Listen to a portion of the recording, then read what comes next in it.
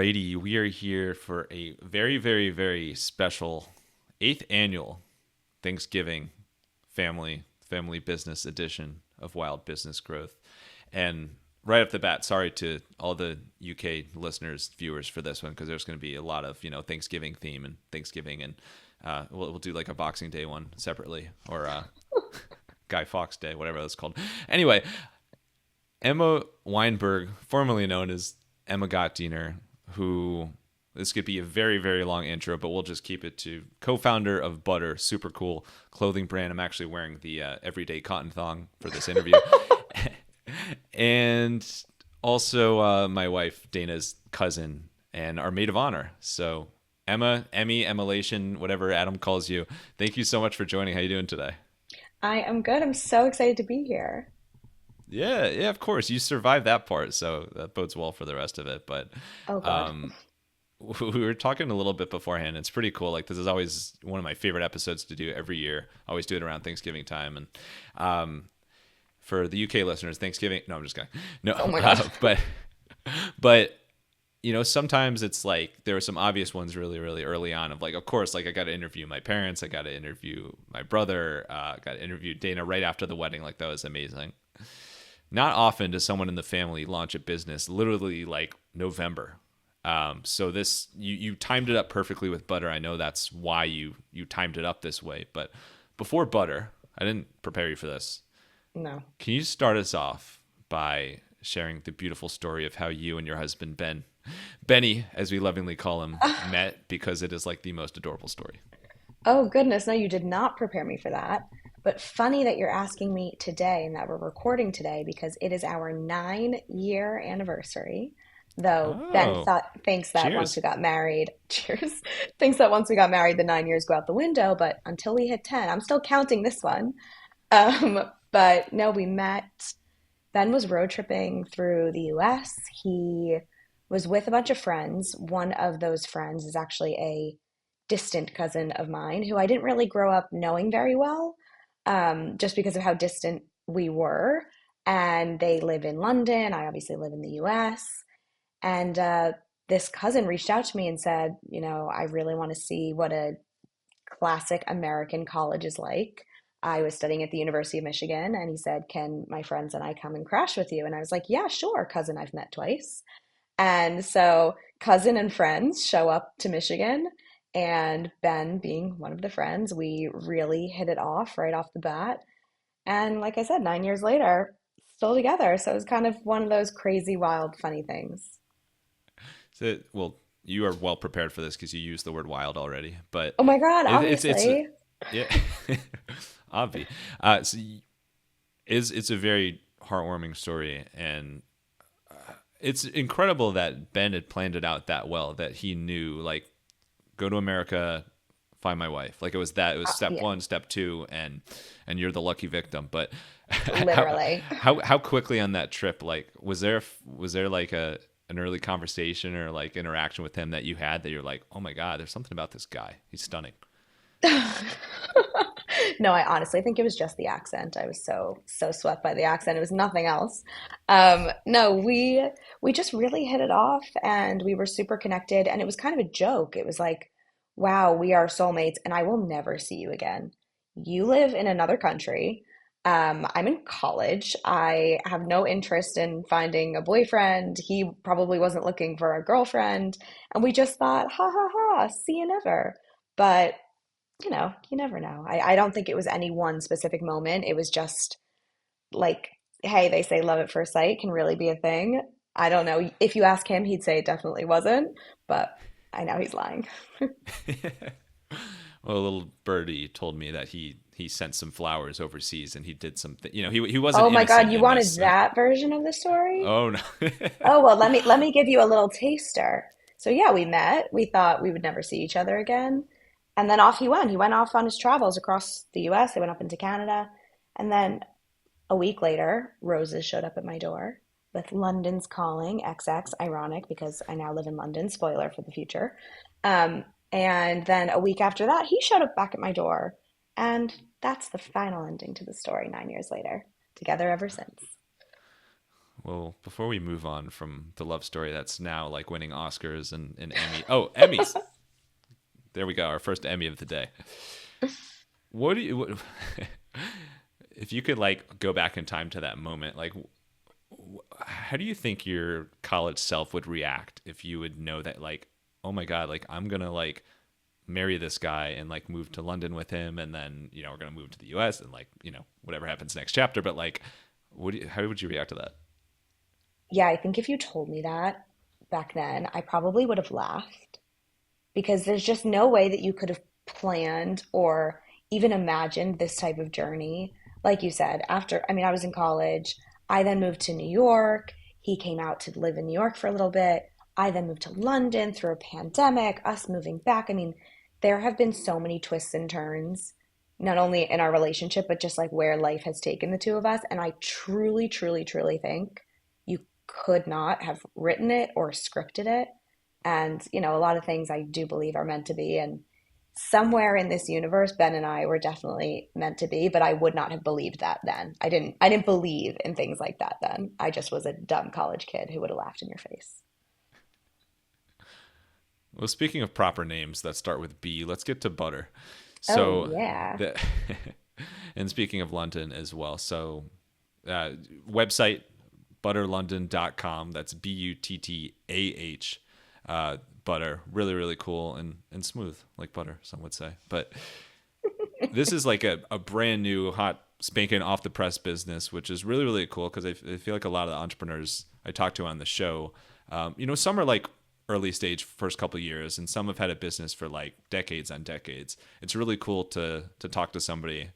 Well, I mean, anybody in general, like nothing, special about you in particular, but also family who like just launch a business and can give us like insights from like kind of what's going through your mind at this moment, like literally weeks after launching at the time of this recording. So first of all, congrats. You made it. You Thank made it you. to launch.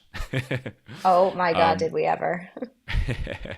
so I'm sure there's a little bit of relief and all sorts of amazing ups and downs emotions. But for anybody who's not familiar with, like, can you give us the insight, the nugget from the nugget, as they used to call you, as why, like, how did Butter come across about in the first place for you? Yeah, I definitely can. So I work in marketing, and I was working at an agency in digital marketing. So we took brands on, we ran their social strategies. And I was sitting there one day with what I would affectionately call her, my work wife, who is now my co-founder. And through the Shout out years Lou. of, shout out Lou, and through the years of working together, we became really good friends. So we would sit there during the day and talk about many things, not only to do with work. And one of those things was, well, what are you wearing? What are you buying? What's going on? We're very similar in that way. And we just couldn't find a single loungewear brand that we felt like represented us. We wanted something that was fun and bold and colorful, but also like cute and comfortable and well priced. And it felt like everything on the market was just either like really boring and basic or extortionate or really sexual. And we just felt like, where is this world in between? Where is like the super soft, cozy, casual wear that you can just throw on every day? So it kind of came out of that need and that gap, but also just the really fun idea of like, wow, we could kind of build something ourselves. I'm in a family of entrepreneurs with you, Max, and my uncle and my both my grandfathers were, and why not try, right? Yeah, exactly. And I'm so sorry if there's any sort of inspiration you're finding from me, that please shut the business now. But no, I appreciate the shout out. And like as you know, I grew up the same way. Like being in a family of entrepreneurs is just like super inspiring, and it's fun to like to learn and put into action. Like there's more possibilities out there than kind of just staying the corporate path or whatever the more traditional status quo is. So it's a great kind of thought exercise and can turn into something. So that's really cool. What is it? We'll shout out Lou for a second. What was it about Lou that you like? We're not only friends and work wives, but like this is someone who I think like we could work really well as business partners one day.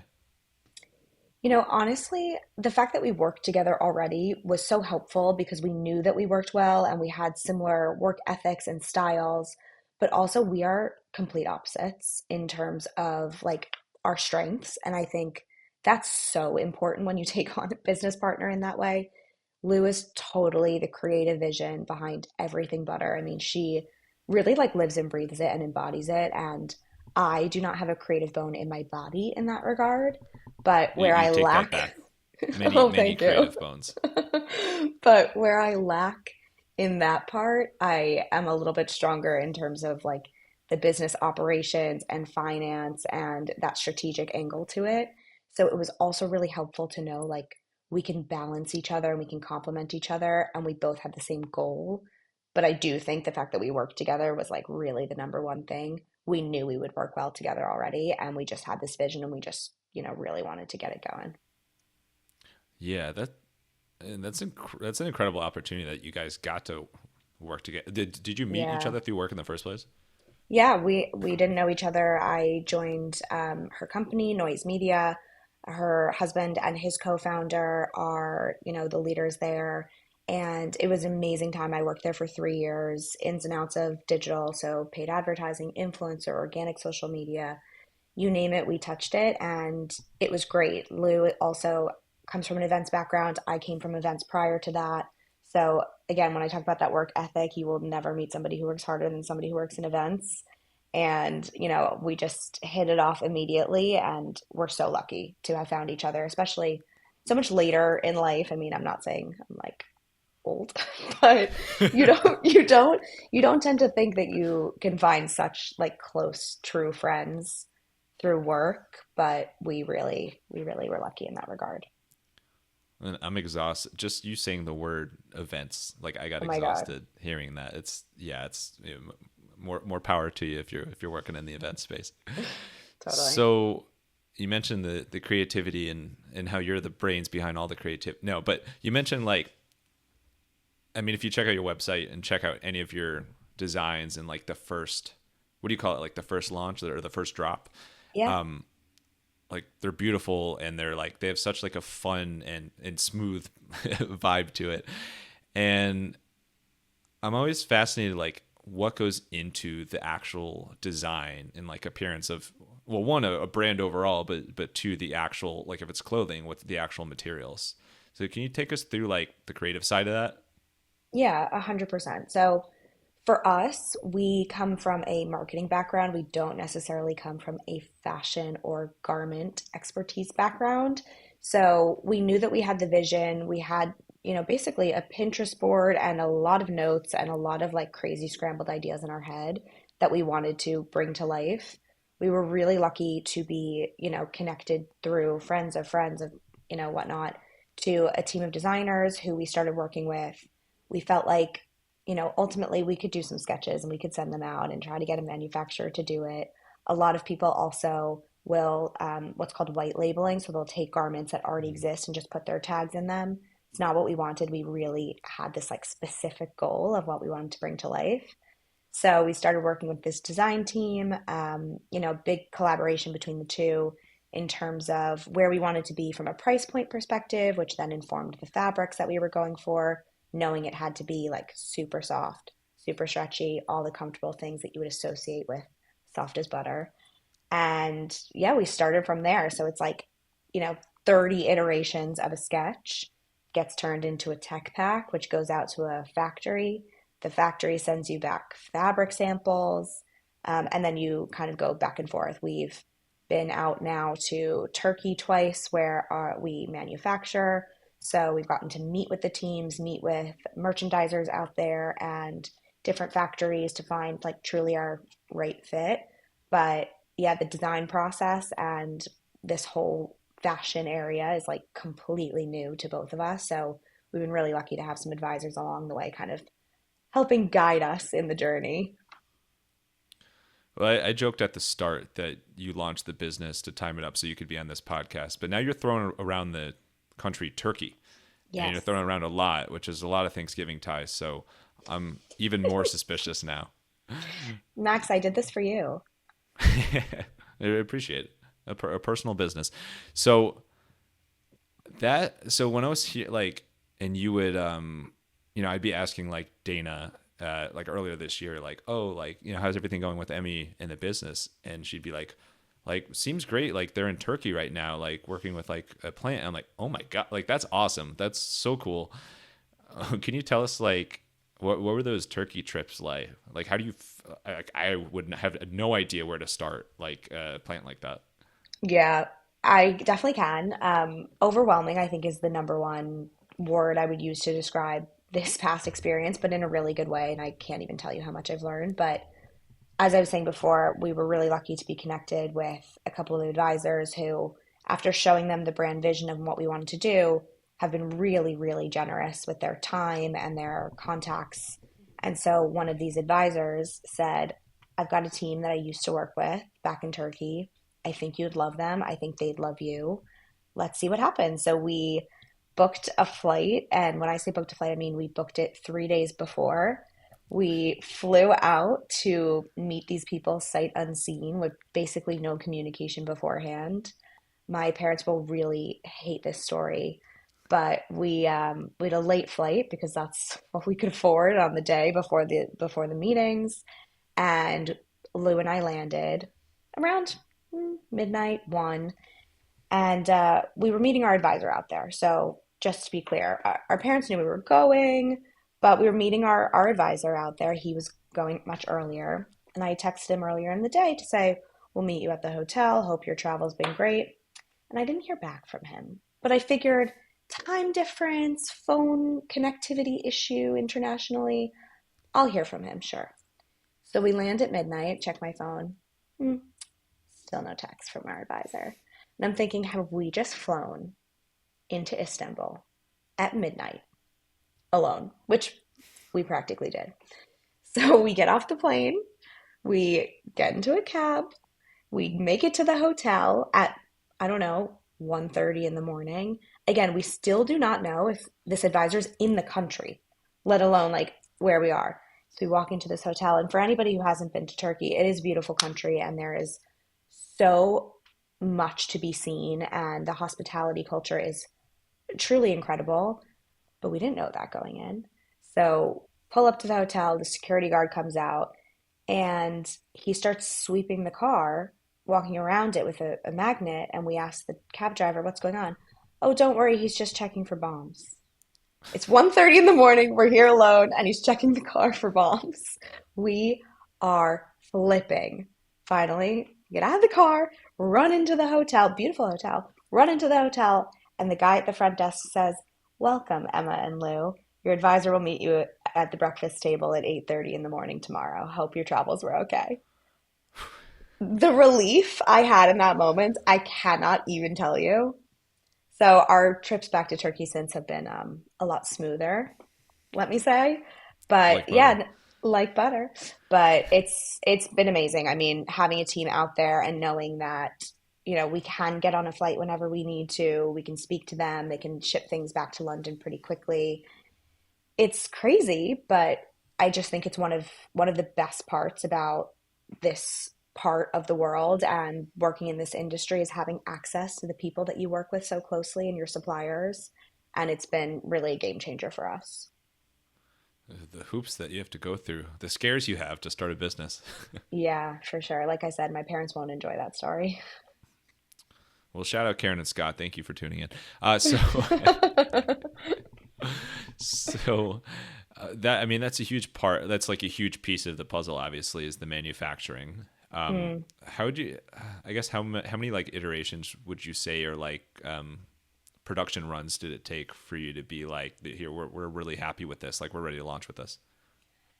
I think it took us probably 6 or 7 for the lingerie pieces, like a piece of lingerie, a bralette. Not that I think you're so familiar with this space, but let me just tell you about it. Unless you're wearing one right now, no judgment. I've already revealed too much of what I want. So the lingerie space for women is a really, really important one to get right from a fit perspective. So that one probably took us the longest, that soft bralette. It's like the best piece. I can't even tell you how proud I am of that. The comfort's next level. But the pajamas in the lounge, probably 3 to 4, some of them 4 to 5. The robe, again, 4 to 5. You just want to make sure it's right. Although I will say one of the like mottos that I do try to live by, as cheesy as it is don't let perfection be the enemy of good. I think it's so important to just prioritize progress and get out there. And so even though it might not be exactly what you wanted, just keep going. And having that type of momentum and to keep moving forward, I think has been a really, really important element of this whole process for us. Yeah, and it's like your first drop. Like it's amazing. You guys Yeah. should be so proud, and it looks great. It feels great. I can tell you from experience, and I think like you guys have like a really like strong looking brand out the gate. So it's really really exciting that everything that you're launching with. Was speaking of the so you mentioned that like there's the bralette or bralette. I don't know if I even said that right, Hmm. but there's that. There's like the undergarments we'll call them. There's the Hmm. pajamas. You even have like some really fun accessories like a phone case, a butter candle, like really really cool stuff on your site. How did you shout out the phone case? It's going viral like butter. But how did you decide like what SKUs or offerings to launch this initial time with?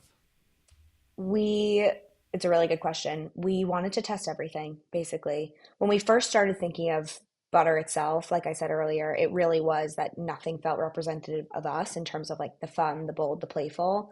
But we just didn't really know what that meant in terms of actually bringing it to life. So we assumed we would start with just 3 styles. We thought we would start with the bralette and the two undergarments and So it kind is of, bralette. So I said it right one of the takes. Maybe edit yeah. out the other one, Max. Um, And we were going to start with the 3 styles, but ultimately, if those 3 styles don't sell, you don't really have another offering for anybody else. And truly, we want to show up as a real brand. So for us, it was important that we kind of had enough of a spread so that we could see what types of styles really resonated with our customers and what they were coming back for and what they were looking for. And then from there, I think you take all of those learnings and you then move them forward. But we also wanted the collection to still feel cohesive.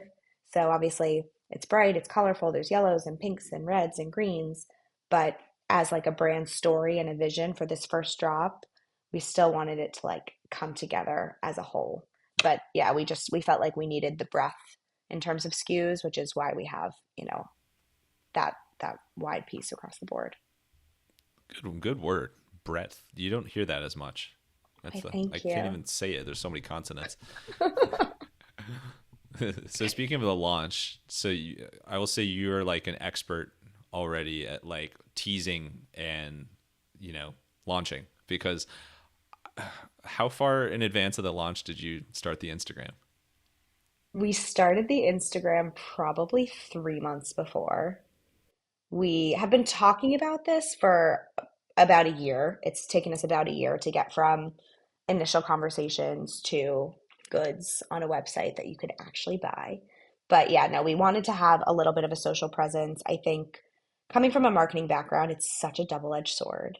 Like, you know exactly in theory what you should be doing, but at the end of the day, there's only two of us. And we have limited time and limited resources. We both work full time while we're doing this as well.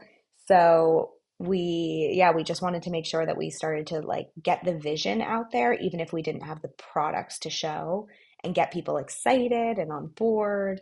We started building an email subscriber list. I'm sure you could tell me a lot about that and how important it is to like build that community in all of these different places. So yeah, 3 to 4 months for us was kind of the sweet spot. Yeah, well, I love how like you did the true like tease approach of like I mean, you mentioned like Pinterest and vision boards beforehand, but you kind of the vibes of the brand that you're trying to get, like the look and feel of the brand and like who you're going after, or who you're inspired by, like you can see in each one of your posts like how well that fits with that. And so like the fact you guys started doing that months before, all it does is just create more and more anticipation. And here we are now, and like you guys just launched, and it's like obviously we have the family tie, so like I be a big supporter of the business anyway, but like it's just like if I was somebody random coming across the business on Instagram and like was following you guys, like it would make it that much more rewarding to like finally see that launch. And like you've built up so much curiosity, like, oh, what are these parts going to look like, especially the bralettes, if you can pronounce them rightly. Brightly, I don't even know Thanks. if that's a word, but and rightly so. Oh, thanks, Max. Yeah, no problem. So the other aspects of the launch, so like you've had the social presence, but Mm. how else did you think through the launch and like actually getting the word out so smoothly? We really wanted to make sure that from a social media perspective, we were there, we were showing up, we had the vision in place, and people knew what was coming. So that's why we did all of that teasing. I talked a little bit about the email marketing perspective. We also ran a couple of ads from a color testing perspective. So a lot of people had said to us, you should definitely launch with the red, or you should definitely launch with a blue collection, or whatever. And we said, I don't really know. What's my gut reaction? So we actually tested that. We ran a bunch of ads with the exact same creative, just in three different colors. And we found out that we ended up getting, 10% higher email signups for people who wanted to, be a part of the first drop and hear from us when we did go live on the yellow. So that's kind of how our yellow bralette came to be, for example. But for us, it was also just about like having these moments that we could talk about and plan for. So we did this launch day at It's Bagels, which is an iconic bagel brand here in London. We did a collab with them so that on the day that we actually went live, you could come in store to their iconic Notting Hill location. We had all of our garments there for people to see. We were giving away free bagels. Everything was branded. And it was a really fun moment to like connect with people in real life because ultimately we are building this thing in a silo. And it's so wild to think that this has been between Lou and I and, our partners for the last year. And then ultimately online. So even still, you're not getting that like tangible connection. And we felt like while the social media marketing is super important, the email marketing is super important, that online piece, especially for like a physical good, a physical garment, was also just as important. So that was one of the things that we, started talking about a lot on social media, sending out those email links, sending out those ads to make sure that people knew that it was coming and, could be there on the day. We ended up having an amazing turnout that day. So we're really grateful. It's been like the craziest, wildest experience. And, I've loved it so far. That's awesome. Well, you can hear the passion for it in your voice, and it's so cool to see like. And I think at the time of this recording, you guys just posted a TikTok where it's like you were sharing like UGC, like you were sharing like people, wearing your product, and like it's got like how does that make you feel to like see this thing that you guys created, and it's like people are actually like wearing it and enjoying it now? Honestly, this is going to sound so cliche, but it is really surreal. It's truly hard to Really, really imagine. surreal, not just surreal. Not just surreal. It is so crazy to me that something that I sketched, and when I say sketched, I mean I also drew it on my iPhone Notes app using the annotate piece.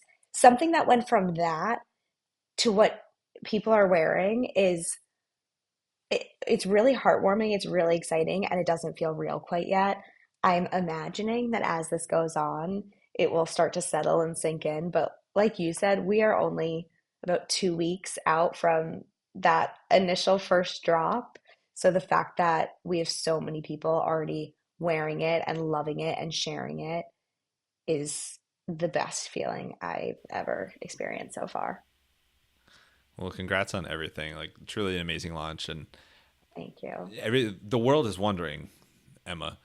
Uh, Obviously, for the near term, like you guys are going to enjoy and and promote like this first drop, but without giving too many insider details.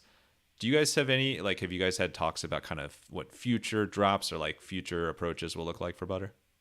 Yes, definitely. I think that's one of the wildest things about this like I know now you industry. can't stop saying that word. Oh my I don't have God, to cut you no, off. don't tell me that.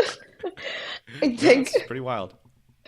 I think something that I didn't appreciate beforehand about this industry is how far ahead you have to plan. So we have our second collection done, designed, sampled, in production already. That is coming out for Valentine's Day. It is super cute. It has some of our best sellers from this collection in new colorways and then a few new styles as well. We're already planning for spring. We have spring and summer fully designed, and we're sampling for those drops as well. The goal with this kind of thing is that you start and you never stop. And so we're just really like trying to ride the wave and the momentum as much as possible. And I feel like that's kind of any business, but with fashion, it's so future looking that you don't really have a choice. It's either that or you get left behind.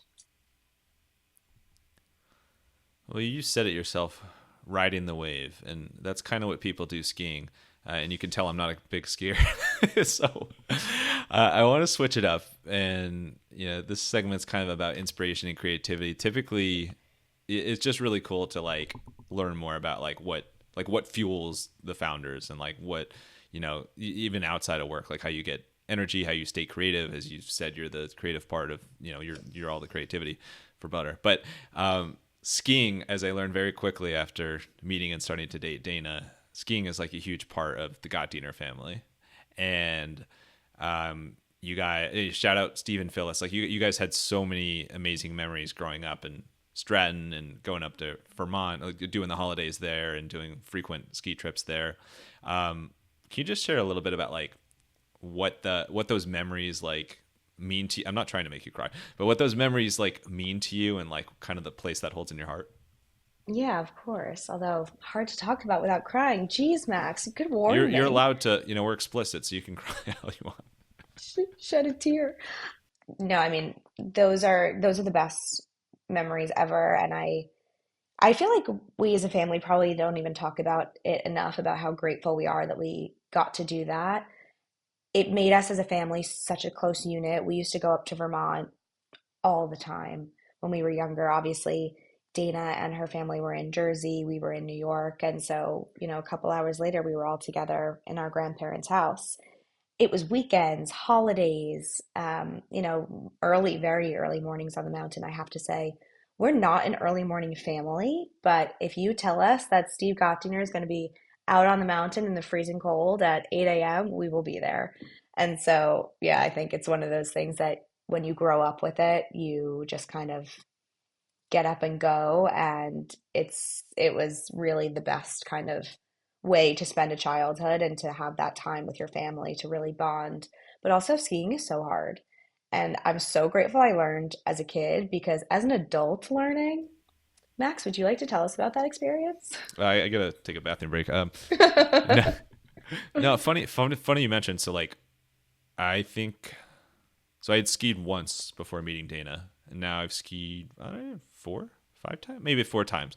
And I will say, not that I'm a good skier, but those first few times, like as an adult, picking it back up, I like improved like a difficulty level each time. And by that I mean going from like the bunny slope to like the beginner. I still don't know what all the symbols are, but It's shout out color Steve. coded. Yeah, I don't remember which shape is which color and all that, but shout out Steve and Dana, like literally like taught me like the proper way to ski. And as you mentioned, it's like much harder to learn as an adult than like a little kid, and you just you're out the whim on skis basically. So I think once you learn it is like so much fun. It's just like it's a lot of work as an adult, but there's something about just like the being in like a cozy but like I mean beautiful, like I won't even say cozy, but I guess cozy but big beautiful home in Vermont in like the winter, like around the holidays. Like there's something so like picturesque about that, and it's so cool that you guys had that. Like any childhood memory you have nostalgia for, but that is like, how could it be more nostalgic than that? Totally. It's in my memory, it's a Hallmark movie kind of setting. And it is cliche, but it was truly the best thing ever as a kid to be able to walk into that house, have my entire family under one roof, get to spend so much time together, and then like go out playing in the snow. I mean, come on, what kid wouldn't want that? Well, apparently you, because there's stories about this is just gonna be for video, but what was the hand thing that you would do when your hands would get cold? Okay, let me preface. Thank you for putting me on blast. that yes, I get cold very quickly. That is my mother's fault. But my father's fault was teaching me that when you get cold and you don't have any blood in your hands, you're supposed to shake your arms really hard to get the blood flowing. So as a little kid, when I would get really cold, I didn't realize that you had to kind of like shake your arms with vigor. And I used to just cry at the top of the mountain and just say, my hands are cold, my hands are cold. And yes, Dana's dad, my uncle, absolutely tore me to pieces with that over the years. And here we are all these years later, and I'm still getting made fun of. So thank you for that. Well, thank you for doing that. I never, I knew it was because you were cold, but I had never heard the full backstory. You got like, you can tell you're like science and is it No, kinesiology background? oh, thank you. Yes, that I was, but I was fully set up for that to happen. If if my dad had never said to me, "Shake your arms," where would I have come up with a waving hand? Scotty's on fire. That's where the Yeah. term comes from. All right, and then one more part here. So I also know that you grew up a dancer and like dance was a huge part. So that side not as familiar with. There's not as many stories about you dancing in Vermont, but there probably is. I don't know. What is it about like dance that you liked growing up, or like you like the idea of? It's one of the things that I still like about it. It's the only time, although I guess similar to skiing, where your brain shut off for me. I don't think about anything else except for what I'm doing in that moment. And it's, I'm sure athletes would talk about it when they're in the flow and nothing could possibly distract them. That is how I have always felt when I was dancing. And that type of like creative energy and flow, though I am not the creative vision behind Butter, I do get that excitement and that level of like intense focus towards something when I'm working on it. And I think having something that also made me so disciplined, I grew up doing ballet, which is notoriously a very disciplined sport. And I think that type of element also trained me from a really young age to just keep going, to just dial in, to focus. And it keeps you going bit by bit by bit. And then from there, it's one of those things that, you get better with time as well. And I liked the idea that you could always be better. And I think I really learned that in dance. Yeah, that flow state. This is not nearly as like beautiful and romantic as that story was, but I find I like even enjoy doing the dishes now because it's just there's something about like being unplugged and just focusing on like a simple task like that, which is far more simple than dancing and ballet, but it's like really kind of resets the mind. It's really refreshing. Yeah, I mean, you and my husband both love the dishes, which Dana and It's the I, best.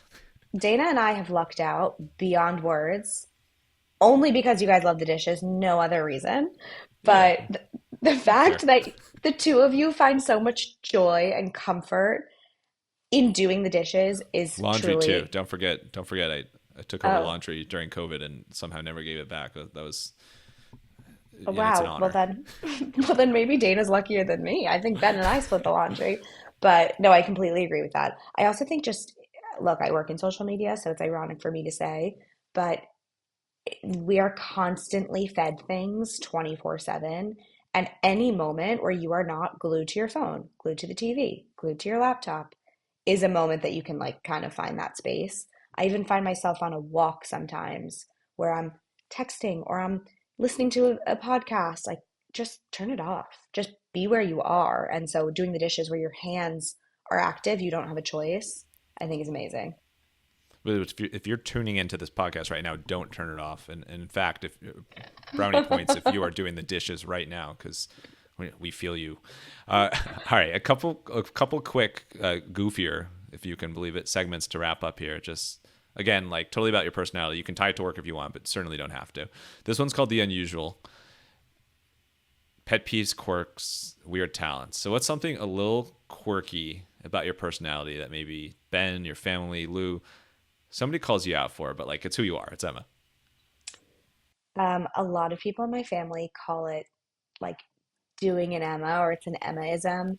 I'm a very dramatic person, and so I never let the truth get in the way of a good story. I mean, no, everything I've said here is truthful, let me say that. But generally, I wouldn't mind embellishing just a little bit, and that's probably something that maybe that's the pet peeve more than the quirk. But that would probably be something that my family and my friends would call me out on, but only lovingly. Yeah, pulling a lovingly Emma. Yeah, we'll Yeah. have to use that more. Yeah, Flair for the definitely. dramatic. All right. So you said it, pet peeves. What's something that like literally has like it's not a big deal in life, but it's just like in everyday life, it just like annoys you. My pet peeve of other people or people's pet peeve of me. Yeah, the first one. Oh, I could tell you. The way Yeah. people chew is truly could send me off a cliff. If you are a loud chewer, a smacker, a mouth noise kind of person, I am walking out of the room while you eat.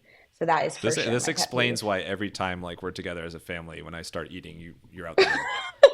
No, definitely not. Because I would tell you. If I love you and you eat this way, I would tell you. If I don't know you or don't love you, I'll just walk away. I think Dana's. I mean, well, I don't know why I said I think that was putting it lightly. Dana's definitely called me out for that before, so I guess I've dodged a bullet with you so far. Oh yeah. Don't tell All me right, that, otherwise I'll look for it in the next one. never eating again.